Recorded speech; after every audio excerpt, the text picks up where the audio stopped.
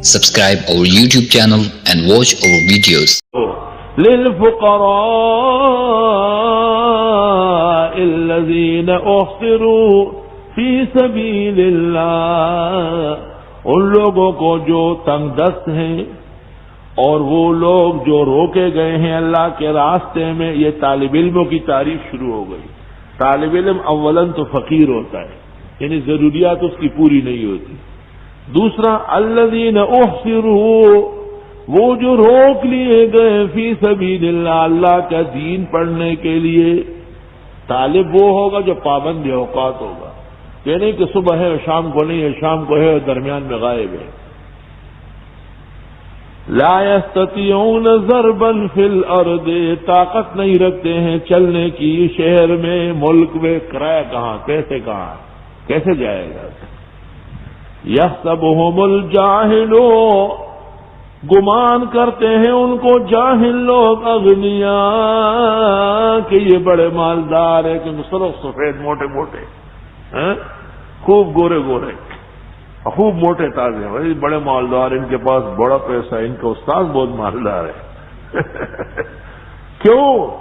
من التعفف، بوجہ سوال نہ کرنے کے. اگر یہ طلباء محلے میں مانگنے لگ جائے تو یہ لوگ بنگلے چھوڑ کے بھاگ جائیں گے.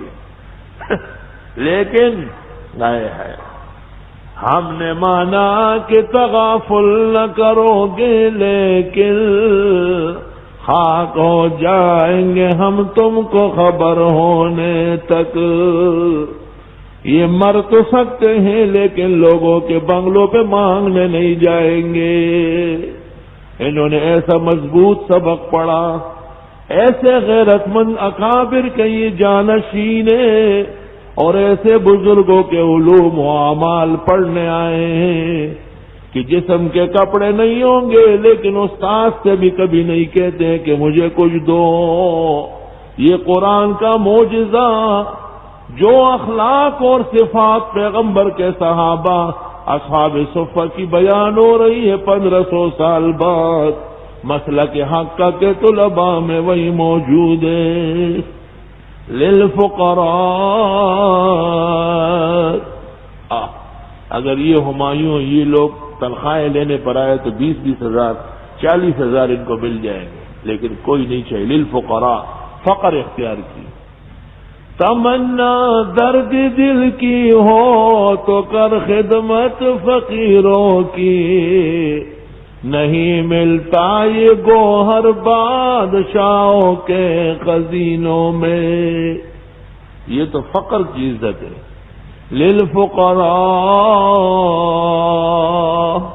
کتنا لمبا مضمون چلا خرچ کرنے کا. فرمایا دو اصل مستحقوں کو، طلباء کو.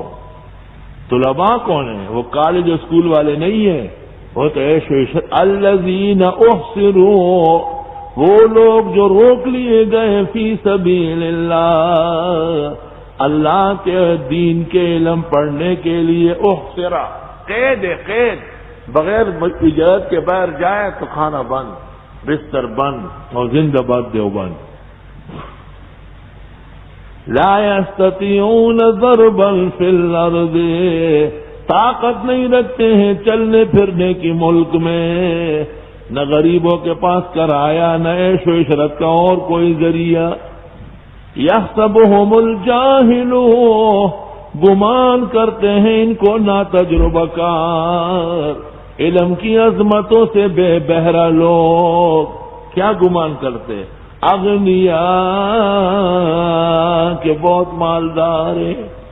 کسی سے تلاش ہے وہ مالدار ملا رہا لو خدا شکر دے خوار و ذریعے گڑنے ماں بس سکڑی لا خدا خدا احسان جیب کیوں پیسے نہیں ڈاڑے رکھ مالدار کلاس میں ڈھانے کو متکرش ہوئی تو ڈھانے والی دانش آتے چیزیں نا سیٹ بماتا سرا آپس سے دے غلیف اگر اخپل ٹولر سے تخدیدی بھی قدر سے خفا دے لونا نامنی باغی کسی نے ورکی ماں ترا کئی اگلی ہونے ایسا.